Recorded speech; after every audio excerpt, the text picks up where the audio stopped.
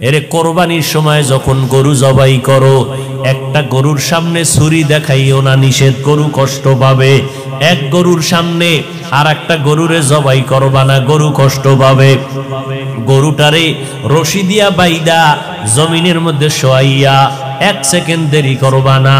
কিন্তু আমাদের সমাজের মানুষেরা কোরবানির সময় গরুটারে হাতে পায়ে বান্ধিয়া মাটির মধ্যে শোয়াইয়া এরপরে বিশাল চিঠি পড়ে, অমুকের মাইয়া, অমুকের ভোলা, এইরকম 7 নাম 13 বাড়ির নাম নিয়া গোষ্ঠী শুদ্ধা নাম পড়ে।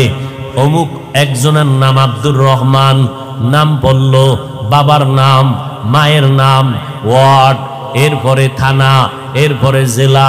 কিও এত নাম কেন? আমার এই নামে তো অমুক জেলায় আরো থাকতে পারে। যদি এই জেলার নাম না কও তাহলে আমার দোয়া তো আর এক জেলায় চলে যাইব। এই জন্য আমার গোষ্ঠী শুদ্ধ সব নাম ক। 7 জনের নাম কইতে কইতে গরুটা আদা মরা হয়ে গেছে। ও আল্লাহর বান্দারা, এগুলো শুধু মূর্খতা আর কিছুই না। তুমি কোরবানি দিতেছো আমার আল্লাহর জন্য, কার নামে দাও কেউ জানার দরকার নাই, আমার আল্লাহ জানলেই তো যথেষ্ট।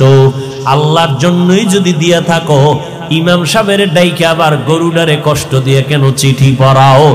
এর একমাত্র কারণ এই মানুষটা বড় মূর্খ।